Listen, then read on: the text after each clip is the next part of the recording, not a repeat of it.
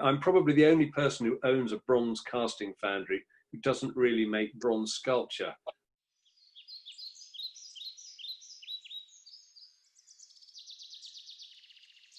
I know it's rather contrary, but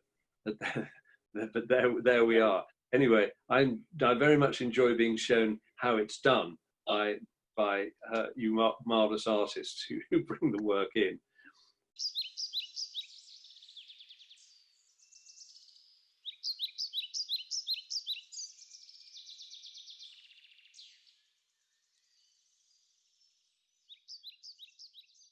And I've learned so much about bronze sculpture since I've known you all. Because you all do things in such a different way. Anyone who thinks that bronze sculpture is all about enormous military memorials and or memorials to the great and good, or sometimes the not so good, as we discover nowadays. But there are so many facets to this wonderful material. Of course, it's steeped in tradition and always will be, I think. So having you all come to the Talos Art Foundry and having you all here at this show is a real privilege. And thanks for taking part. We'll see what happens.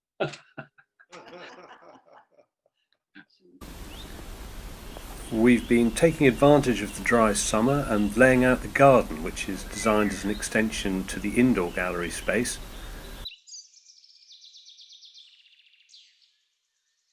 This was the old concrete farmyard, of course, and it'll make a great space to show off larger sculptures. It's rather unnerving having your setting out checked from the air, but it looks okay. Thanks to Larch at Virtual Support Services for the aerial views, by the way. Fantastic.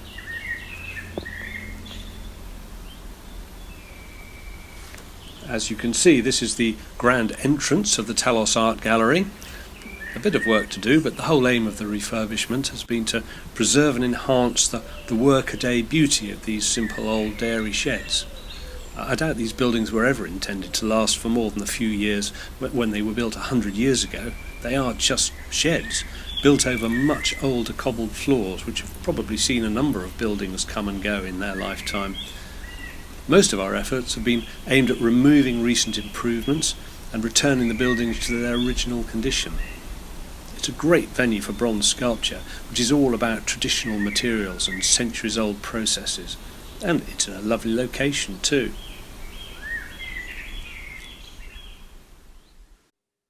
So that gives you an idea of what it's like. It's very uncluttered, and it makes it pretty clear that it's a bad idea to attend in stiletto heels as well, I think. It's strictly sensible shoes, and probably quite a thick coat if you come in the winter. It's all absolutely as original. And all of that was underneath several layers of concrete. I think one of them applied just after the war, when all farm buildings were upgraded to increase efficiency. And then there's been more refurbishment recently when someone tried to use it as an office space. It must have been absolutely bitterly cold. I can't think what they were doing with it. The buildings have been seriously mistreated over the years and had holes punched through the walls and so forth. And we've made all of those openings good by lining them with brick, which is the tradition in this area. My lovely Victorian casement windows, which are absolutely original and correct for the building, came out of a skip in Eastleigh. I bought all the windows for the gallery for £10 out of a skip. And they were being thrown out, replaced with tasteful PVC windows, and I said I'd have them, and they are perfect for the buildings, still with the original wobbly glass in. So they were a bit of a find. All the pictures that Pete and I have seen of this building, we're so dying to see it in the flesh, but it could only have been done by someone who absolutely adores materials and the qualities that each of them has, and somebody who's not prepared to do anything except the very, very finest way. So congratulations. Well, that's really lovely of you to say. Well said. Yeah. That's lovely of you to say so. And actually, I think that sometimes by being patient and just letting a building speak for itself, you actually get the greatest benefit from it. Yes, it's a building much abused over the years, but nice to see it looking as it should again. We've found many interesting. I'm not a great archaeologist or anything, but it does fascinate me when I'm working, say on the cobbled floors. You can see that the floors actually continue outside the building, so that you can tell the building was a completely different size and shape at one time.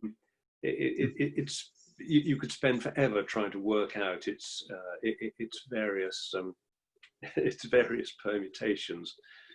Great to see real history like that. I think we've also been quite smug because we've recycled just about everything.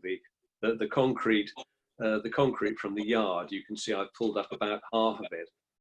That was crushed up on site and has been put down to form the road which goes to the car park at the gallery. So we've actually haven't taken anything off site and bought very few things on, to be honest. It's been a question of using what's there. That suited current conditions very well, of course, because with builders merchants closed and I haven't been able to get anyone to come and work consistently. So I've been able to pick away at it myself. So this is my sculpture at the moment, one handmade gallery. Louisa has taken all of the wonderful photographs that you sent in and made them into what I think makes a really great show. I recognise that.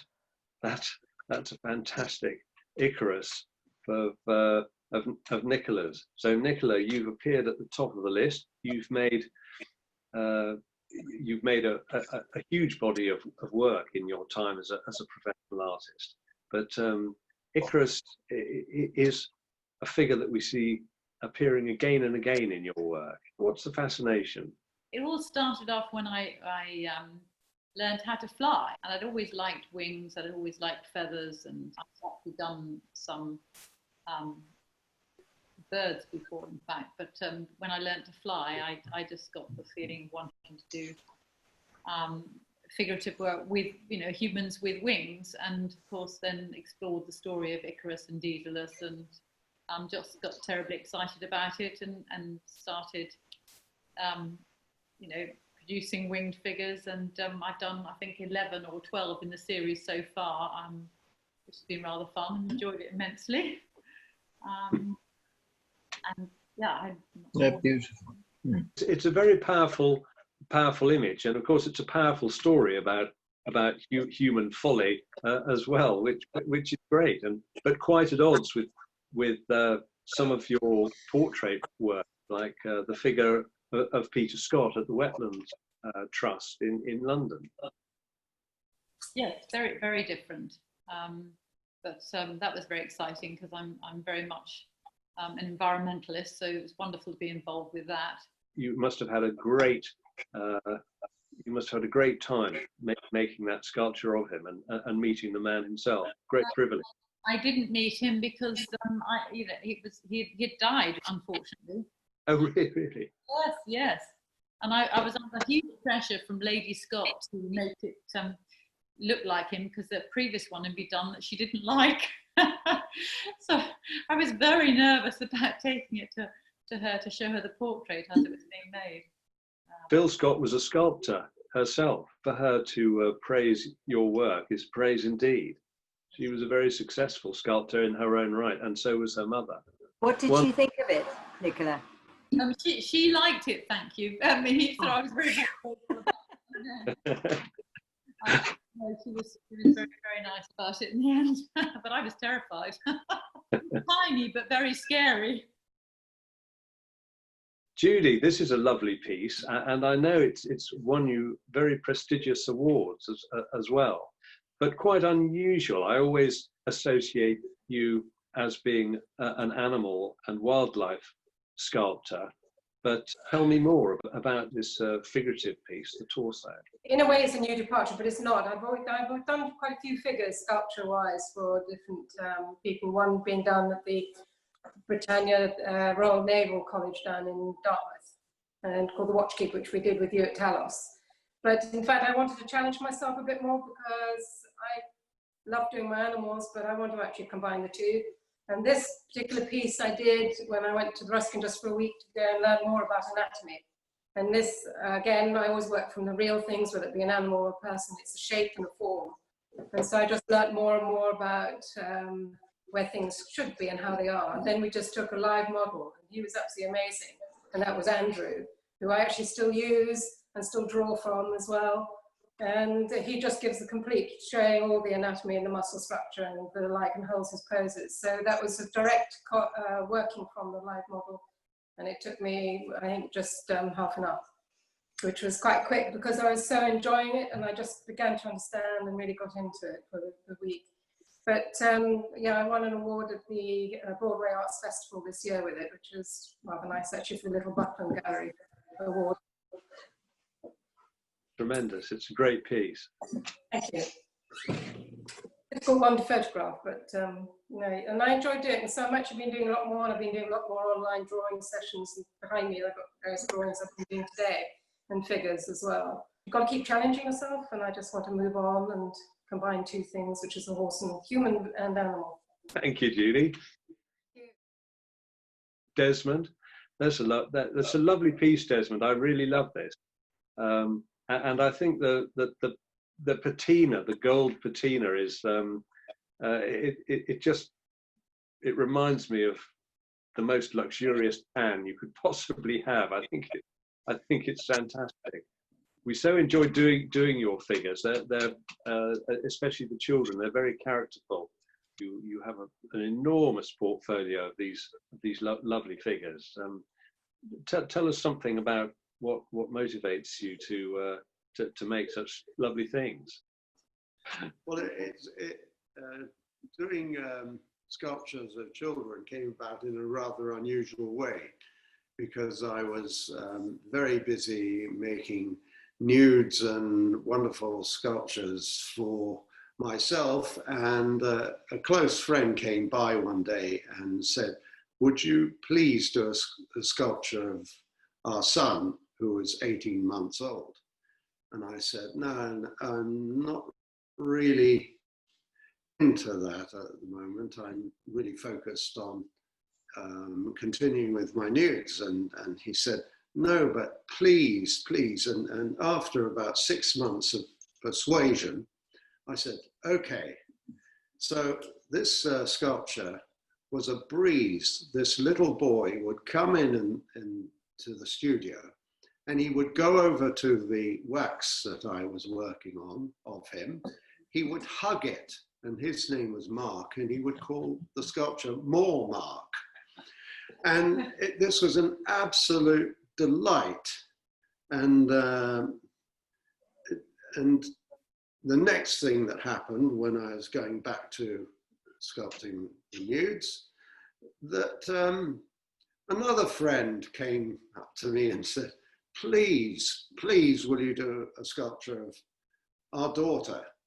So that was a very interesting experience, because we chose a pose, and she had to have her hand on her knee, and she only ever did that once, and it was absolutely a disastrous time, and so frustrating, because she never did anything that she was asked to do. And had she been the very first sculpture of a child that I ever done, I would have never done another one.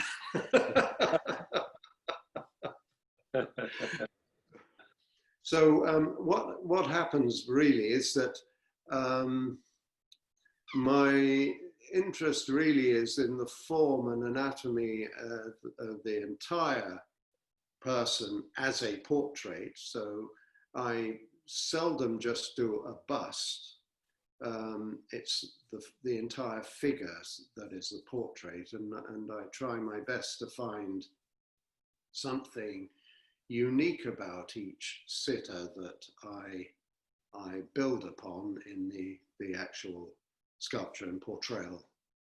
Anyway, this child was an absolute pleasure to work with. The original was done in my studio in Bermuda, and the little girl is from the USA. It's absolutely beautiful, Desmond. We love it, and I think it shows how you can really portray the character of a person, not just with a portrait bust, but with the whole attitude and the pose of the body. It says so much about the person. Is it life size? It is life size. They're absolutely delightful things, Diana. And no, I think Desmond's an absolute master for these images of children. They're delightful. And I was lucky enough to do a nude of Miss World as well. And Mr. Bermuda. And Bermuda. And Mr. World. We had many comments about that. I took a little longer over that. Well, thank you, Desmond, and thank you very much for being part of the exhibition. It's great. Thank you. It's wonderful to be here to join with you, and very much looking forward to seeing the gallery and everything in the flesh and participating. And I think you've done a wonderful job, and it's so adventurous, and I wish I was there digging up bits and pieces and looking for the elusive bit of treasure in the archaeology. Careful what you wish for, Desmond. There will be a spade waiting for you. Thank you, and cheers. Cheers to everybody. Yeah, cheers. Robert, these reliefs get better and better. It's always been one of my favourite mediums. I think the classical Renaissance bas relief, absolutely beautiful, really perfected by Donatello and the great Renaissance sculptors. But this is beautiful, and it's also so 21st century. I love it, filled with character, and to anyone who hasn't seen the piece in the flesh, the relief is incredibly shallow. You wouldn't believe it, and yet all of this feeling of volume that's achieved. It really is masterful, Robert. I'm speechless. It's a fantastic thing. I mean, I started in full 3D, but there were a number of people in the Society of Portrait Sculptors, which I'm a member of, who were really, really good at relief work. Philip Nathan, Ian Rank Broadley, to mention a couple. But I mean, there are several who do it. And as a result, I started doing that. And then the Royal Mint kindly asked me to submit work for some of their coinage over the years, which I did. And they demand an incredibly low relief. I mean, 0.5 millimeter, it's ridiculous. So you have to really practice hard to get that right. So it's developed. I do still enjoy doing 3D as well as relief, but there's something about doing relief, which is 2.5D, as it were, which it captures something slightly different about a piece.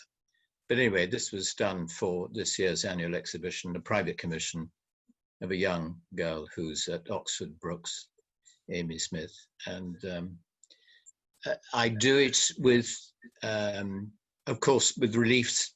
Usually you have to do it from photographs, and it's just one single photograph, so you're not taking it in the round. So you've got to get the photograph right, you've got to get the pose, right, which is difficult, especially when his father, mother, and brothers are around saying, how about this and that? We got this pose, and I then take a photograph of it, And then what I do is I actually model on glass, which encouraged by the Royal Mint actually. And you use plastiline to then put on, which sticks pretty well on glass. But you have you put the photograph behind the glass. That's what I mean. So you get your outline correct, and you can begin to work up from there.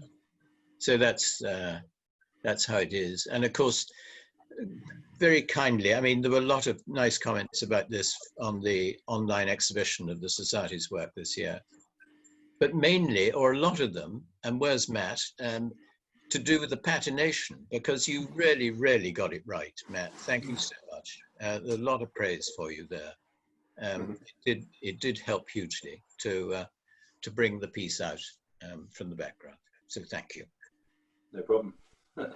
I agree, Robert. I mean, I think it has the marvelous permanence of a bronze bust, but with a lot of the mystery of an oil painting. It's a beautiful synthesis of the two media. So it's a lovely thing, and the colour, as you say, is just right.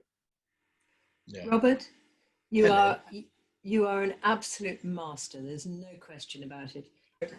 You are a master, and also you have been a mainstay to the Portrait Society for many, many years, and I don't know what they would do without you. Oh gosh, no, there's an awful lot of help around me, I can assure you. But it's lovely when your work comes in, Siobhan. You're very kind. I remember the. You're kind. I remember the leaf. I can't remember what it was. Front and back. Who was it? Who you brought in one year? It was a young girl in leaves, and that's it. Oh, yeah. Stunning stuff. Anyway. Hello, Matt. Hey, it's good to see you in your guise as an artist rather than covered in bronze and bits and pieces in foundry.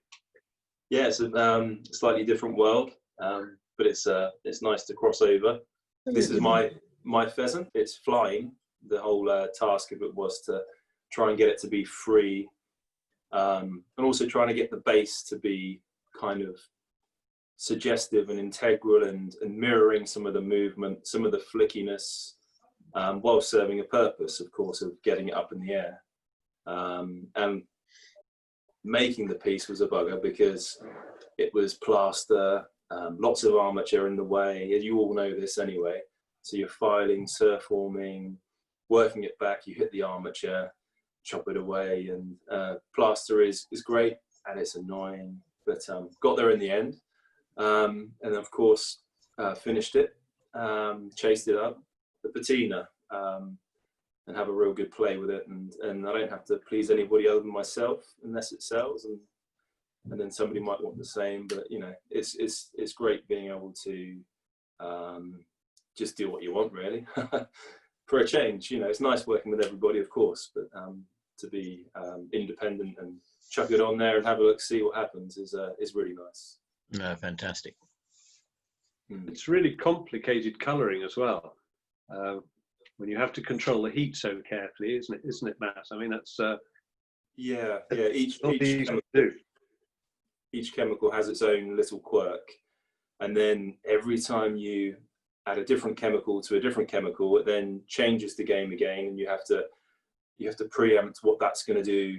Layers of this and layers of that, and then somewhere down the line you're going to have to say that's it and put some wax on it, and then you have to preempt what it's going to look like once it's been waxed. So there's a lot to sort of juggle around with a patina, and half the battle is understanding a client and what they're actually after, because it's not the easiest thing interpreting words. You know, sometimes what you see is the best way. But yeah, everyone's got their own language, and we get there in the end, and hopefully you're all quite pleased with the end results. Definitely. It's top stuff. It's the best. Well done, Matt. Yeah. Yeah, fantastic. Yeah, well done. That's why we keep coming back, Quite right. among other things. Piers, this is a great piece, and the colours really unusual for the subject, but somehow it works fantastically well. How has it been working in bronze? A lot of your work in the past has been with steel and stainless steel and sort of fabricated and assembled pieces, but this makes a gorgeous bronze, and the colour is fantastic. How's it been as an experience working in a different material? It was amazing, actually. It's something I've been doing for a long time. Obviously, working with metal, brass, copper, and steel.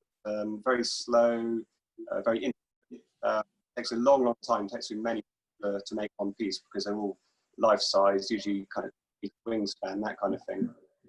So I wanted to do something more abstract, allow me to move with the subject, and working with clay was something I've always wanted to do. So I chose the heron because it's something that's always been kind of prominent in my life, in the south of England, seeing herons around. I wanted something big that I could really just move around with and get that feeling of flow and weight and lightness. And I chose it to be in a landing pose, just so you get that moment being all the weight and the gravity and that little moment of lightness, and we're not quite sure what's going to happen. So. No, it's been lovely to cast something like that at Talos. Such a new approach to the subject. It makes a beautiful thing, and of course a great form to show off the wonderful colours that can be achieved on the bronze. Really works well. I thought I'd bitten off more than I could do. My first piece, I'm quite sure, doing something for a 2 metre wingspan was quite an interesting experience. But thanks to Talos guys for that. How big is it? It's about 2 metre wingspan and about a metre high. God, bloody hell. Wow. Yeah. Beautiful. Incidentally, I think Pat may have coloured that, just to give Pat a little bit of praise, because it's a fantastic colour. Looking at it now, it's a great piece.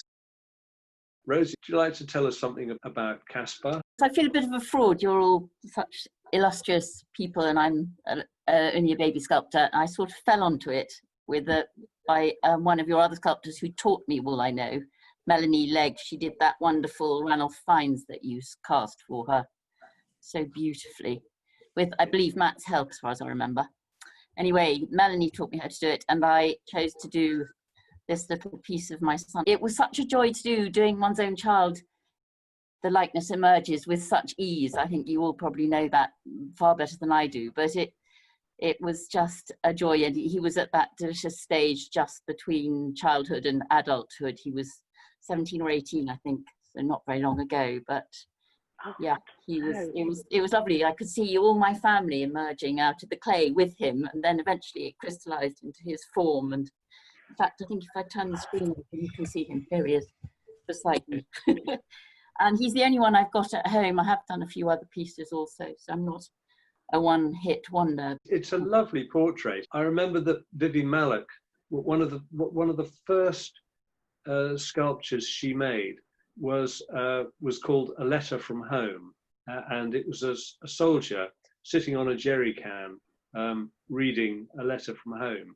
It was a beautiful piece, and it absolutely captured the pathos of the whole moment of this young man out in the battlefield somewhere receiving this letter from home. And I asked her who had modelled it, and of course it was her son Toby, and that was what made it so brilliant. It was the fact that it was a mother's portrait of her son, and it always comes out, and that's what makes this piece really, really beautiful.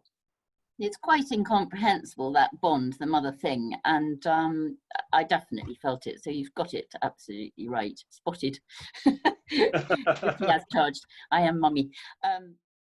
No exhibition is complete without speaking to Sioban. I love the way that your work always incorporates these fabulous natural forms, and it makes them so individual. They're so Sioban.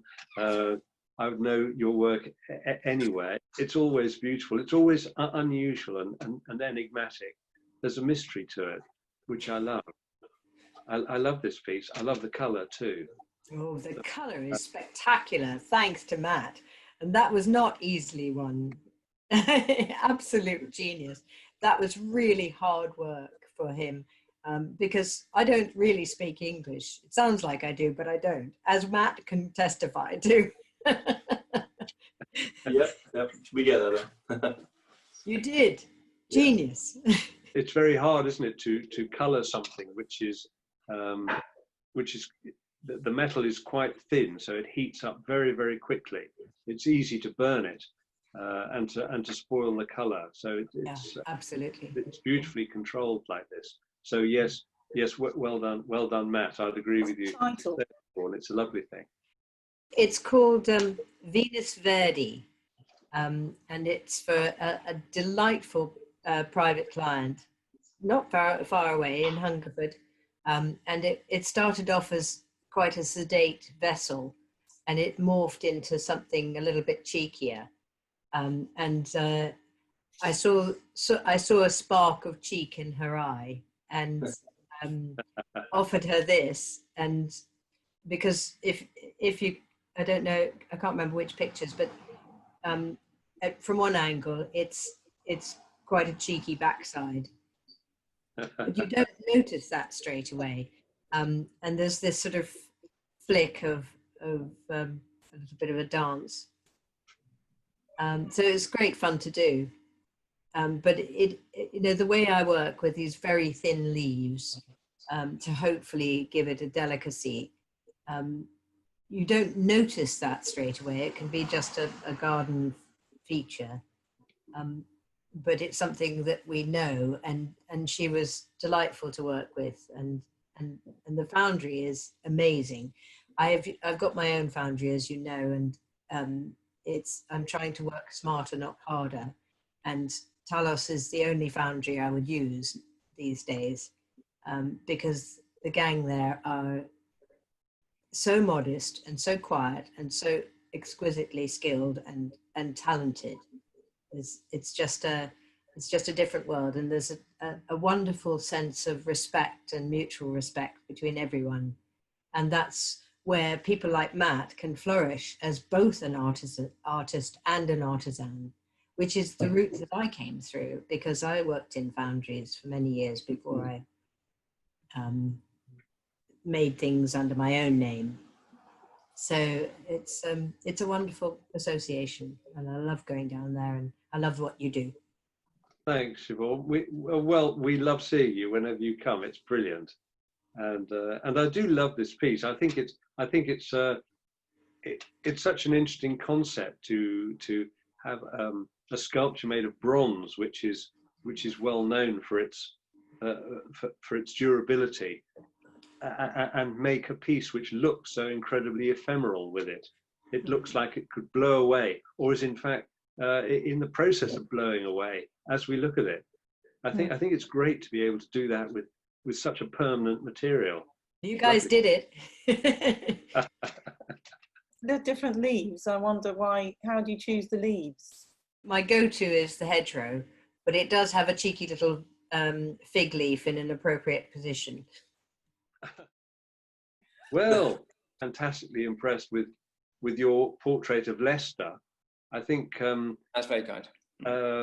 It's great, and it's a bit like I was saying to Rosie about being able to somehow see a mother's portrait of her child. I can tell that this portrait of Leicester was made by someone who understood the man and the horse racing and everything to do with it. It was quite a journey, really, because obviously I'd known Leicester for a long, long time. Well, I'd seen Leicester. I didn't know him, but I'd seen him ride for a long, long time. And so when I got the call to make this study, I first started. The first thing I needed to do was to get an idea of the man. So I actually just took some measurements, and I met him in London, and took lots of measurements. Had to sort of expand on them a little because he's shrunk with age, because he's 82 now. It doesn't really seem that long ago when he was riding. I knew he was 5'9" when he was riding, So I knew how big I had to make the sculpture. But I also knew that he was 8 stone 5. That was his riding weight. So he was about 8 stone 3 in order to achieve that. And so I set to work making the maquette, and then I made a lot of it in Newmarket with his wife, Susan, who was Susan Armstrong and then married Lester. And she was brilliant at helping me. She kept saying, I made him too fat, I made him too fat. Because he was wasp-waisted, he was tiny, really. And I then, once I'd got that maquette right, I then set about making the life-size sculpture. And of course, the life-size sculpture really sort of took off, and it was only supposed to be for Wantage at the start, and then ended up being in at Epsom, a life-size figure at Epsom, and then again at Newmarket, Ascot, and finally at where else was it? York, with a view to perhaps having one or two more. But I think it's a lovely way to celebrate such a great man. He was an absolutely brilliant jockey, and I don't really think there'll be anybody really to match him. He wasn't just a brilliant jockey. He's an amazing man, an amazing athlete, and to be able to ride at that level for such a long time, starting at the age of 12 and then having his last win at the age of 60. It's just quite remarkable, really. And so anyway, it was a great treat to do it, and it was a great treat to do something like that. As you know, Richard, a lot of my work is equestrian, and so doing a lot of horses and other animals, and so to do this figure was a great thrill. Yeah, done with great love, William. It really shows. It's a great portrait. Yeah, well, you say it was with great love. In a funny sort of way, you're quite right. It is with great love, because I am, not to sound peculiar, but I am in awe of him as an individual, and his whole gravity. He's so unique. He's so different, so disciplined. He has this steely look, this iron determination, and of course, he's partially deaf. He has a cleft palate, so communication skills are really quite difficult. But at the same time, I suppose that's why he was so brilliant as a jockey. Really, he is half horse. I think he is half horse. I think the way he relates to horses. He never ever punished a horse. And people used to talk about Lester, his long whip. Well, if you watch Lester ride, there's so many of his rides, he never ever picks his stick up. His natural feel for a horse is quite unique. It's second to none, really. And I think it probably comes from the fact that his communication skills with the horse took over from his communication skills perhaps with people. Although he's a great lover of people as well. So that's unfair to say that, really, because especially women. So I wasn't going to say that. No, well, he loves women, like we all do. But it was a great thrill to make it, and I'm glad it's been so well received. Yeah. Amy. Hello. I know that we've chosen Treo to represent you in this show, but we're just constantly amazed by the variety of your work and some absolute blockbuster pieces that you produced at the Talos Art Foundry, and it never ceases to amaze me the way that that subjects motivate artists to make such a personal interpretation. And what I really love about Treo is the fact that this little dog, an army explosive sniffer dog, saved countless lives in Afghanistan by detecting explosives and other horrible gadgetry placed around. And yet this dog is a kind of hero of his type. And yet Amy's portrait of him is made by someone who loves dogs. It's a beautiful animal sculpture. And I think actually that's what I love about it most. You knew Treo's handler, didn't you, Amy? It was such an honour, and I had already read Dave Hayhoe's book. It's all about Treo and the passion for his dog that was so much more than his comrade, really. I mean, it was, you know, he kept him as a family pet until after he retired, until ripe old age. And that when I was first contacted by a chap called Stephen Ashton, Dave had just lost his dog. And I remember when I first spoke to him, Dave was at the beginning of a long grieving process, and I couldn't get much out of him. He was honoured that you know, his dog was going to be portrayed in a memorial, but I could just feel the emotion in this man. Also, he had PTSD, like so many veterans did going out there. And so I just love the opportunity. It's such an honour that people come to you to make things for them. So you just want to put everything into it and do the best job you can. And Treo is a mix of Labrador and Spaniel, and by speaking to Dave, I got to know a lot about the dog. He shared photos, lots of video footage, so the video footage really helped me as well. And he was a really characterful dog. He wouldn't have been a pet. He had a real character, and Dave was the only one that could actually handle him, and they had this unbreakable bond. So yes, I was capturing him as he's sort of doing his job. He's sniffing out these IEDs. He had that obsessiveness of the spaniel to be able to do his job. And I remember when I made the clay, Dave and his wife came all the way from Congleton to come and have a look.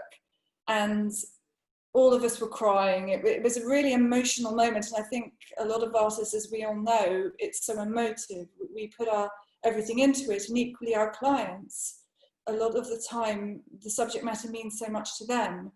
And when he came in and saw his dog, he cried, and he went up to him and approached him like he was approaching his dog. And it was very emotional. And it also meant I had done my job okay. I mean, I had to build up a lump on the back of his skull a little bit because Treo had this very distinctive bump.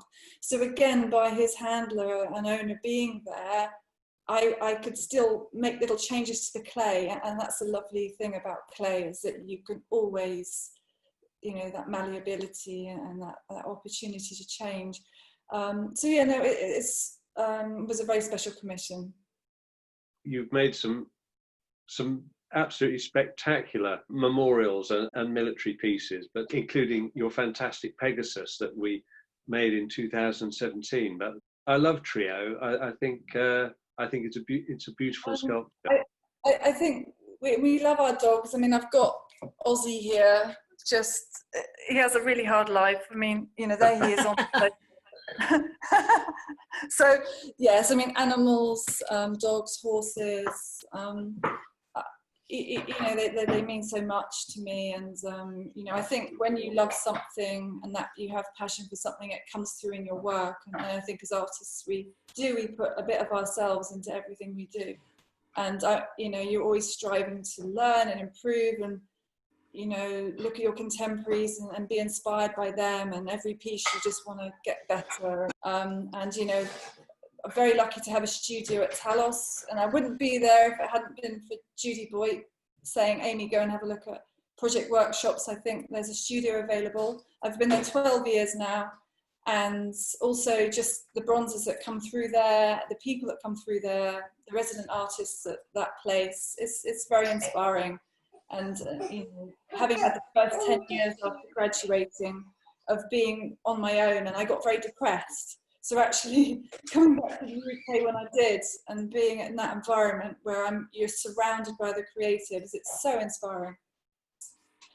Good to go out your comfort zone. You know, I like working in steel, I like working in a different medium, I like texture, but equally, you know, it's so, you can still admire someone who works in such a different way and get inspired by that. And I think you've always got to be open and keep looking and seeing, and I just feel grateful that this is my job. I can't believe it's my job. I still sometimes don't have the business head on me. I should, because, you know, it's such I love it so much. So. I've known the Foundry for decades. In fact, Siobhan and Willie Newton were instrumental in me knowing the Foundry. that amazing building that you've created, Richard, reminds me of my first studio, which was a cowshed, and it's what prompted me to make cows, actually. So I've made a number of cows which have been cast at the foundry and lovingly patinaed by Matt. But the one that I've got featured here is the donkey, Kersey, which neighbours were so enthralled with my work, they wanted to commission me something, but they didn't know what. And they just came back from a holiday in Spain and said, Diana, we know what we want to commission you to make. And they'd been on a trekking holiday in Spain, and the donkey was what they'd fallen in love with. And I think love, like Amy was talking about, the love of animals, even if they were only there with the animal for a week, they'd fallen in love with hoof picking and caring for this animal, which was also looking after them by carrying their luggage. So I absolutely loved creating this piece of work. And the patina is also very recently, I think it's number 4 that I've just had done at the foundry. And there's that word bismuth is a new word for me. The white that he's captured on, that Matt Dukes captured on the piece is